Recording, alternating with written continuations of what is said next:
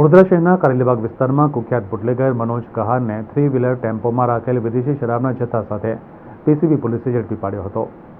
વડોદરા શહેરના કારેલીબાગ વિસ્તારમાં 41 જેટલા પ્રોહિબિશન તેમજ અન્ય ગુનાઓમાં સંડોવાયેલા આરોપી મનોજ રામચંદ્ર કહારને શહેર પીસીબી શાખાએ વિદેશી દારૂના જથ્થા સાથે ઝડપી પાડ્યો છે।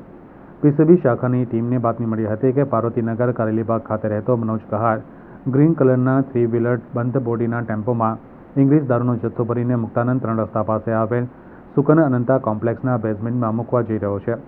જે બાતમીના આધારે પોલીસે રેડ કરતા 3 વ્હીલર ટેમ્પોમાં રાખેલો વિદેશી શરાબનો જથ્થો મળી આવ્યો હતો, જ્યારે સ્થળ ઉપરથી મનોજ રામચંદ્ર કહારની ધરપકડ કરવામાં આવી હતી।